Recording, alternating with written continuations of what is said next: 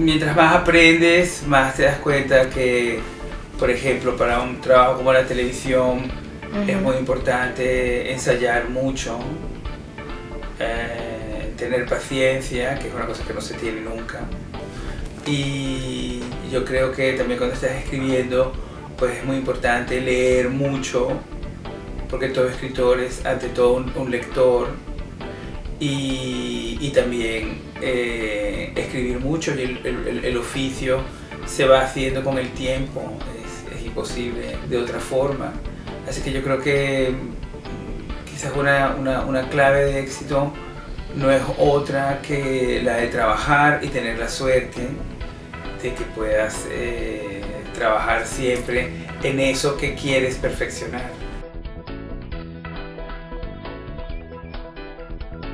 Yo he sido muy impuntual en mi vida, tremendamente impuntual. Siempre me acuerdo que Miguel Bosé una vez, que llegué tardísimo a una reunión con él y él llevaba perfectamente esperando todo el tiempo en lo que llegué y me vio toda la tribulada, me dijo: lo mejor de ser impuntual es que los que no lo somos disfrutamos más esperando la reacción de los que son impuntuales. Y me pareció una respuesta tan tremenda, me dio tanto miedo, se me heló la sangre directamente. Pero yo he aprendido mucho a ser puntual con la televisión, porque la verdad que sí que es verdad que, por ejemplo, la televisión, el teatro, cuando se levanta el telón, se levanta el telón. Cuando empieza el programa, empieza el programa. Entonces eso yo creo que me ha dado como una especie de costumbre extra con respecto a eso. Y detesto llegar tarde a los sitios. Siempre estoy llamando por teléfono diciendo voy a llegar 10 minutos tarde, voy a llegar 20 minutos tarde.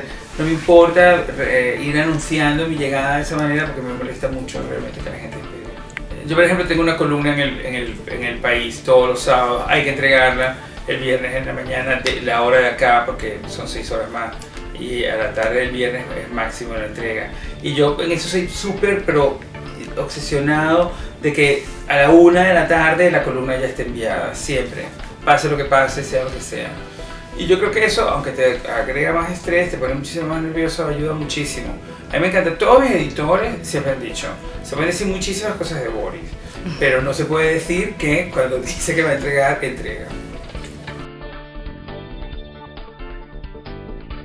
El primero yo creo que era no hacerle excesivo caso a todos los nos que se te plantean.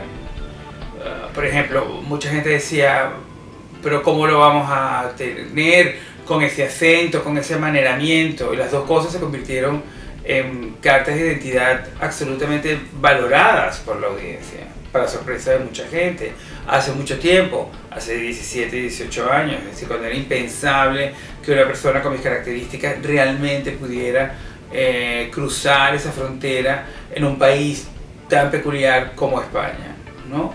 Es un mercado probablemente más pequeño que este de Latinoamérica, pero sumamente importante porque es un mercado en Europa y porque es un país mucho más ancestral, experto, profesional y exigente que muchos otros. Y es verdad que yo, bueno, de repente me encontré en esa situación. De repente yo creo que también fui un poco como organizando cosas, sin ser una persona muy organizada, pero de repente me di cuenta que era necesario.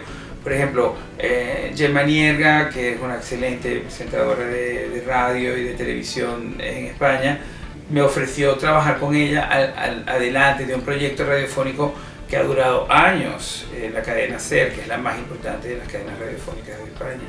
Y yo de repente, aunque me quedé pensando, no sé cómo voy a hablar con esta voz y tal, y nunca he hecho radio, le dije, sí, por supuesto, vamos adelante. Y yo creo que eso fue muy importante tener la radio, porque la radio inmediatamente establece como una relación muy íntima con los oyentes, porque estás oyéndola.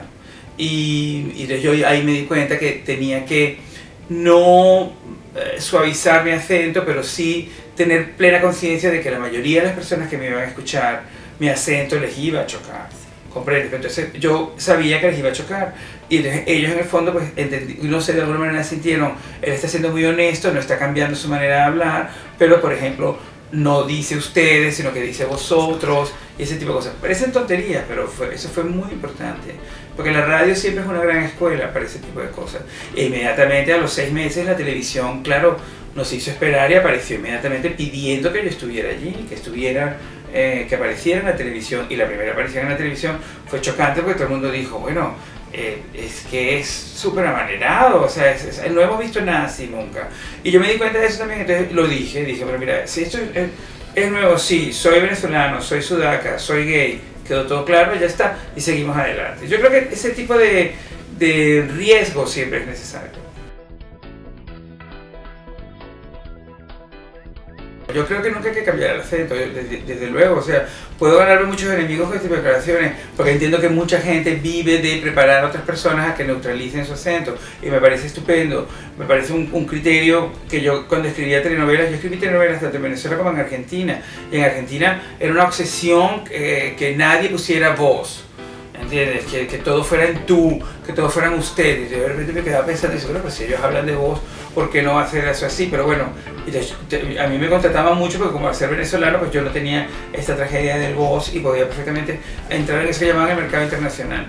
Yo no estoy de acuerdo en nada de esas cosas. Yo creo que la voz es lo más personal que tienes, es lo más tuyo, como tu mirada, incluso en el tiempo como tu manera de vestirte o de comportarte, pero la voz es algo que te otorga la vida, que es completamente individual y nunca hay que cambiarlo o que alterarlo, al contrario, él tiene que cambiarse por su propia madurez, por su propia evolución, pero tu manera de hablar, tu acento son tu identidad no se tiene por qué perder. Estábamos reunidos con Bárbara Palacios en la fundación que han hecho I Love Venezuela Foundation, y entonces Bárbara y yo presentamos el acto y ella me dijo, Boris, lo más increíble es que tienes tanto tiempo sin vivir fuera de Caracas y hablas exactamente como si estuvieras en Caracas. Entonces le dije, es verdad, yo encuentro que ha sido un esfuerzo o una cosa a la que yo mentalmente pues me he preparado bastante inconscientemente, que no me lo van a cambiar. Yo soy muy feliz de mi manera de hablar caraqueña.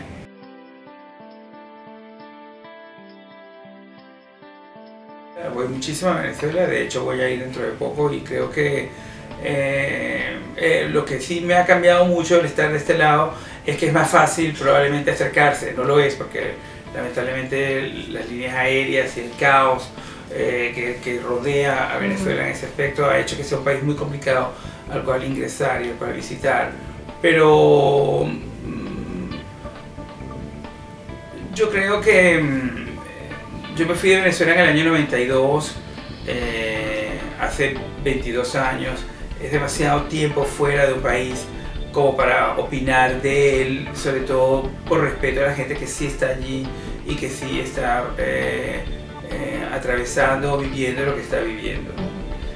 No me parece justo que porque yo vaya y visite y porque mantenga evidentemente una relación muy estrecha con mi país, el opinar de él sin vivir dentro. No estoy de acuerdo con eso y creo que en mis columnas, en algún momento u otro, cuando hay que abordar el tema, pues bueno, yo siempre dejo muy claro que yo tengo mucho tiempo sin vivir allí y que también he dejado de vivir allí, no por otras razones que no fueran estrictamente profesionales. Durante un tiempo no tenía trabajo allí, no encontraba trabajo allí y me ofrecieron trabajo en otro país y me fui. Y ha sido tan sencillo como eso, o tan duro como eso también. Pero pienso que me ha sorprendido mucho que quizás se haya vuelto tan complicada cada vez más la situación allí y que cosas que creíamos superadas parecieran volver de nuevo a repetirse, como por ejemplo la excesiva enorme dependencia del petróleo que tenemos como nación. Me parece increíble que en todos estos años, en los años que yo tengo como persona, en los años que ha cambiado la política del país, no haya habido una manera de distribuir mejor las ganancias del petróleo ni de cortar esa absoluta dependencia con el petróleo.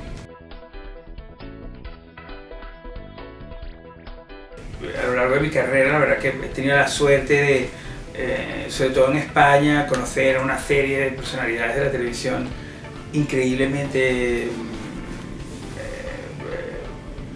profesionales, exigentes con su trabajo y me gusta mucho, aunque no sé si se va a transmitir bien, me gusta mucho comparar a Lucero con Rafaela Carrà porque me parece que son exactamente iguales, en el sentido de que son mujeres con unas carreras extraordinarias y con un sentido de su sitio dentro de la industria y de las exigencias que tienen con ellas mismas que me impactan. Por ejemplo, Rafaela Carrà presentamos juntos 3 veces Eurovisión para España y Rafaela Carrà ensayaba todo completamente, o sea, leía todo el guión, ensayaba todo el guión, y Lucero, por ejemplo, hace también lo mismo, y eso me parece extraordinario, porque aunque mucha gente diga que cree que se puede hacer de otra manera, pues no se puede hacer de otra manera, esa es la mejor manera de hacerla, ¿no? Y eso yo creo que ha sido un gran momento de esta experiencia, sin duda. Y luego, pues bueno, también es eso, ver cómo se trabaja en una cadena tan grande que llega a tanta gente, a tantos países diferentes, como realmente sí que eso es importante, sí que eso tiene un sentido y una estructura que hay que saber observar. Esta es mi 6ª novela y mi 11º libro. Rosalind Fox fue una mujer muy peculiar porque es una mujer inglesa que le tocó vivir de manera directa y indirecta tanto la Guerra Civil Española de 1936 a 1939 como la Segunda Guerra Mundial.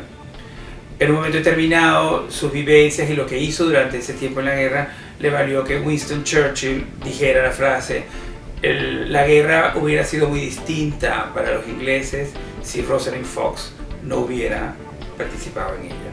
Entonces, es una mujer real, con una vida muy llamativa, muy alucinante, y que yo me he permitido pues convertirlo en una novela. Se llama Un jardín al norte porque ella conoció el amor de su vida, que era el teniente coronel Juan Luis Bechveder, que era un teniente coronel franquista y que luego fue el primer ministro de Relaciones Exteriores del gobierno de Franco. Ella conoció a Bechveder en Tetuán, cuando él era el alto comisario del comisariado del protectorado español allí. Es una mujer quizás adelantada a su tiempo. La mujer que yo he escrito es una absoluta heroína moderna y me ha gustado mucho hacer este libro. Me ha permitido, no sé, devolverme a esos libros de aventuras que leía de joven y hacerlo todo en la figura de una mujer, que no siempre los héroes de este tipo de libros son mujeres. Y por eso me ha encantado y por eso también se lo dedico a todas esas mujeres maravillosas que he conocido a lo largo de mi vida y que todas ellas son héroes en sus vidas. Es una aventura, ha sido una aventura escribirlo, lo he terminado de escribir aquí en Miami, lo estoy de hecho terminando de revisar aquí. Me ha venido muy bien porque como no tengo agenda social aquí, bueno, ahora un poquito más, he tenido muchísimo tiempo para poder estar escribiendo precisamente. El libro se edita en Planeta y Planeta evidentemente pues, lo presentará en varios países latinoamericanos y yo desde luego estaré encantado de que esté aquí, claro, y de que yo esté aquí para acompañarlo, sin duda, absolutamente. Yo creo que las cosas realmente nunca se pueden, no surgen y es mejor callárselas. Yo por ejemplo toda esa historia de la novela, como el hecho mismo de yo soy el artista, todo ha sido así como un secreto hasta que realmente me he visto aquí. Así que pienso que seguiré haciendo de la misma manera, ¿no? Yo estoy muy contento en compartir mi tiempo en 2 ciudades. Siempre en realidad me ha gustado mucho hacer eso. Durante mucho tiempo trabajé en Barcelona, viví en Madrid, y así que yo creo que estuve un tiempo también viviendo entre Londres y la propia Madrid, así que yo creo que agregar esta hermandad Madrid-Miami me gustaría prolongarla un poco más.